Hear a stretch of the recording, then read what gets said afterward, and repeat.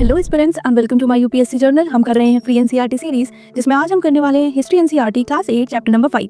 Chapter का नाम है when people revolt 1857 and after. तो इस चैप्टर में हम डिस्कस करेंगे अबाउट रिवोल्ट ऑफ 1857, उसके कॉजेस क्या थे, उसके इमीडिएट कॉजेस क्या थे, और साथ में इस रिवोल्ट के बाद क्या हुआ, ब्रिटिशर्स ने कैसे रिएक्ट किया, क्या उन्होंने अपनी पॉलिसीज में चेंज किया। तो ये सारा कुछ ही हम इस लेक्चर में डिस्कस करेंगे। तो चलो फिर स्टार्ट करते हैं। तो देखो, सबसे पहले तो revolt of 1857 was the first large scale rebellion against British rule, यानी कि इंडिया में ये जो रिवोल्ट ऑफ 1857 हुआ था, ये फर्स्ट टाइम ब्रिटिशर्स के अगेंस्ट लोगों का सबसे बड़ा लार्ज स्केल रिबेलियन था, लोगों का विद्रोह था, जो कि क्लियरली अब बाहर आ रहा था। और ये हमारी कंट्री में पहली बार हुआ था। एंड इट क्लियरली शोड के जो लोग थे वो ईस्ट इंडिया कंपनी से खुश नहीं थे, उसकी गवर्नेंस से खुश नहीं थे, और वो चाहते थे कि वो लोग अब यहाँ से वापस चले जाएं, और इसीलिए लोगों ने रिवोल्ट किया। Moving forward, it included soldiers, peasants, zamindars and dispossessed rulers. अब इस रिवोल्ट में थे कौन कौन? तो सोल्जर्स थे, इसके अलावा पीजेंट्स थे, जमींदार्स थे, और डिस्पोजेस्ड रूलर्स भी थे, जो कि पहले किंगडम ओन करते थे, पावरफुल थे, बट ब्रिटिशर्स आए, उनकी कुछ पॉलिसीज ऐसी थी जिसकी वजह से उनका जो किंगडम था वो ब्रिटिशर्स ने ले लिया। तो अब उनके पास कोई पावर नहीं थी, कोई किंगडम नहीं था। तो ये जो सारे ही लोग थे जो कि ब्रिटिशर्स और उनकी अलग अलग पॉलिसीज की वजह से परेशान थे, उनसे नाराज थे, वो सारे ही लोग साथ मिलकर आए और उन्होंने किया ये रिवोल्ट ऑफ 1857।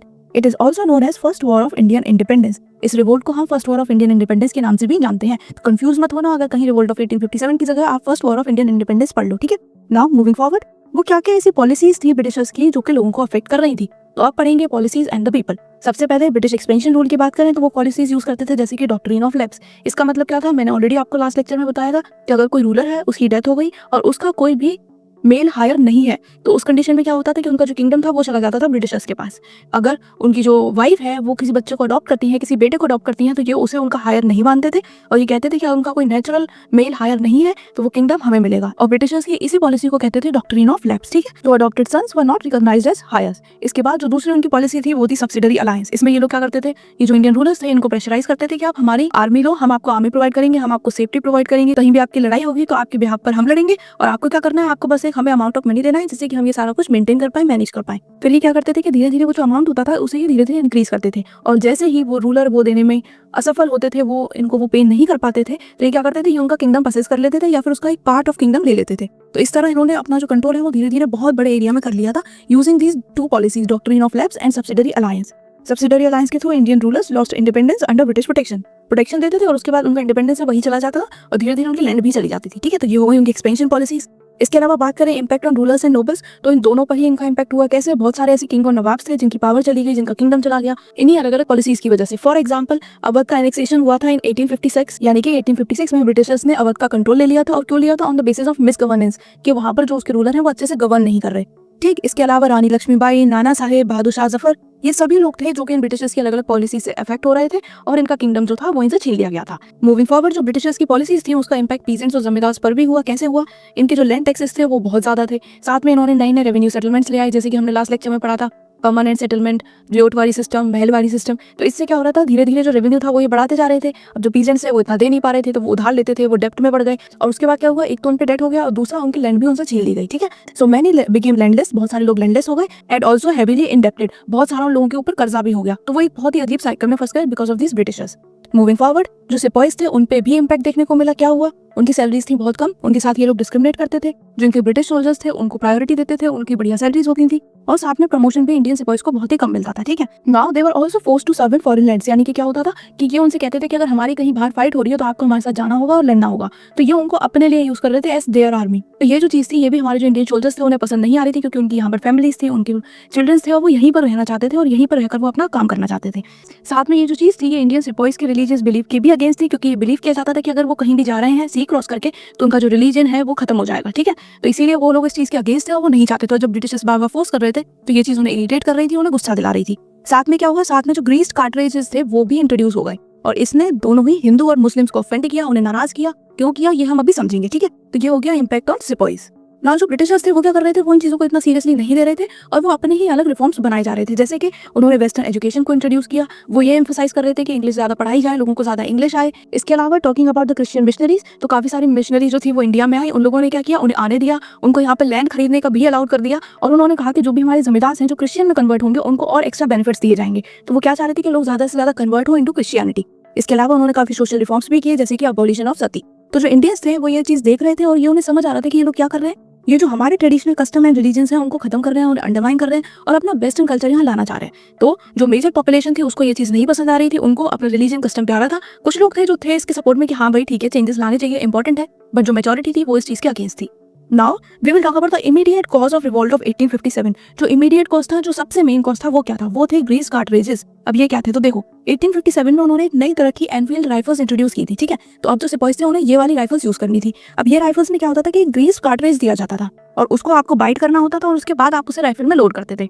अब बाइट करने के लिए आपको उसे अपने दांतों की मदद से ही तो आप बाइट करोगे। अब देखो, अगर आपको उन्हें बाइट करना था तो यानी कि आप क्या करोगे? आप अपने दांतों की मदद लोगे, उसे आप आपके माउथ में लेके जाओगे। तो ये जो कार्ट्रिजेस थी इन पर काउ एंड पिग का फैट यूज किया गया था, ठीक है। और जो हिंदूज हैं उनके लिए काउज आर सेक्रेड, यानी कि जो काउज हैं they are connected to god, वो सेक्रेड है। इसी तरह जो पिग है it is forbidden in Islam, Islam में जो पिग है वो रेस्ट्रिक्टेड है। तो ये जो हिंदू और मुस्लिम थे दोनों के लिए ही ये चीज उनके रिलीजन, उनके फेथ के अगेंस्ट थी और वो ये नहीं करना चाहते थे। और काफी सारे सिपाही ऐसे थे जिन्होंने ये करने से मना कर दिया। तो ब्रिटिशर्स ने क्या किया? उन्हें ले जाकर जेल में डाल दिया, उन्हें 10-10 साल की कैद दे दी। तो ये जो सारी चीजें हो रही थी ये सिपाहीज को पसंद नहीं आ रही थी और इसीलिए जो ग्रीस कार्ट्रिज था ये था main cause of this revolt.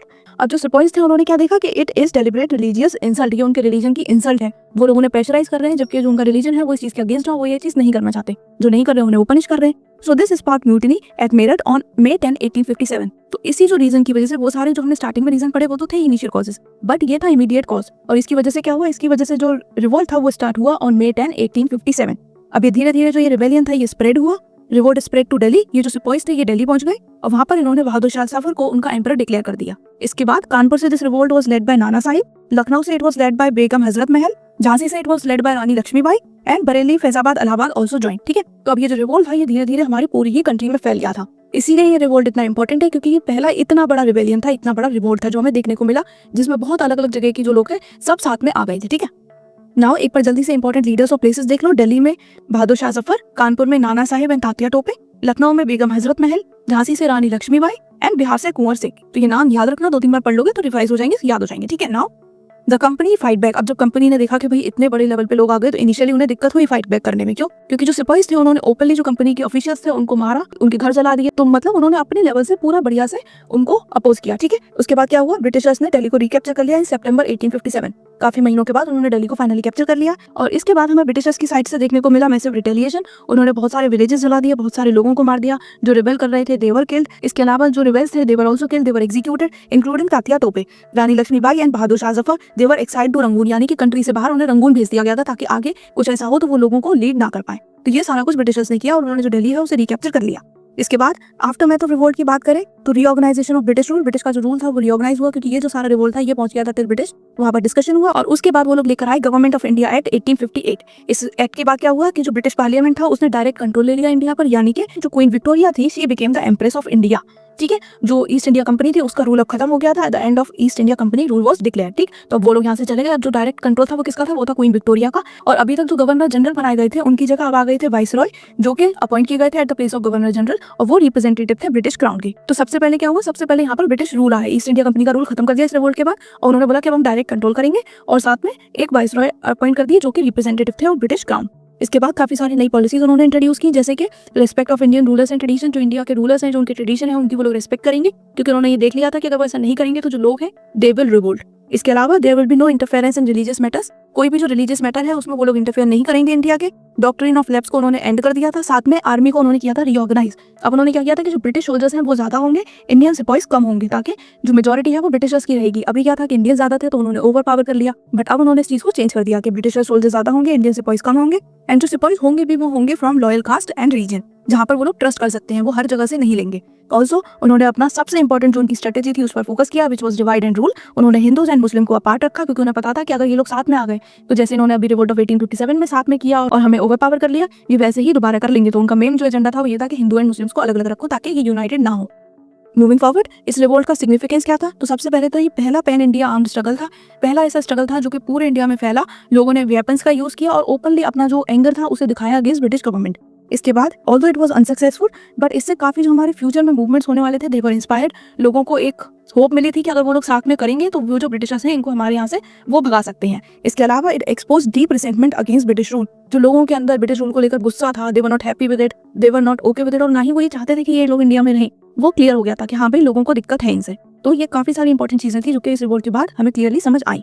Now talking about the key terms, तो सबसे पहले म्यूटिनी क्या होता है, ये एक ओपन रिबेलियन होता है अगेंस्ट अथॉरिटीज, और स्पेशली जो हमारे सोल्जर्स होते हैं वो ये करते हैं, वो ग्रुप बनाते हैं और अथॉरिटीज के अगेंस्ट ओपन जो है अपना रिवोल्ट करते हैं। इसके बाद डॉक्ट्रिन ऑफ लैप्स क्या थी, तो ये ब्रिटिशर्स की पॉलिसी थी जिसमें जो भी कोई ऐसा किंगडम होता था जिसमें कोई मेल हायर नहीं होता था किंग का, तो किंग की डेथ के बाद वो किंगडम किसको मिल जाता था, ब्रिटिशर्स को मिल जाता था। साथ में जो सिपाहीज थे ये कौन थे, ये थे इंडियन सोल्जर्स जो कि ब्रिटिश आर्मी में वर्क करते थे, इनको कहा जाता था सिपाहीज, और इनकी बहुत ही कम सैलरीज होती थी, इनके साथ डिस्क्रिमिनेशन होता था और इनको कोई भी प्रमोशंस नहीं मिलते थे। साथ में हमने पढ़ा था अबाउट अवध, तो ये इट वाज एनेक्स्ड इन 1856, और ये एनेक्स क्यों हुआ था, बिकॉज फॉर बीइंग मिसगवर्न्ड, यानी ब्रिटिशर्स का मानना था कि ये जो अवध है ये अच्छे से गवर्न नहीं हो रहा और हम इसे अच्छे से गवर्न करेंगे, इसीलिए इन्होंने इसका पूरा कंट्रोल ले लिया। तो ये हमने पढ़ा ऑल अबाउट रिवोल्ट ऑफ 1857, इसके कॉजेस, इसके इमीडिएट कॉजेस एंड इसके बाद क्या हुआ। तो now I am very sure कि आपको ये पूरा ही लेक्चर बहुत अच्छे से समझ आ गया होगा। फिर भी कहीं भी कोई भी डाउट है, क्वेरी है तो कमेंट में पूछ लेना। लेक्चर कैसा लगा ये बताना बिल्कुल मत भूलना। अब मैं मिलूंगी आपसे नेक्स्ट वीडियो में। Till then bye bye, take care, पढ़ाई करते रहो।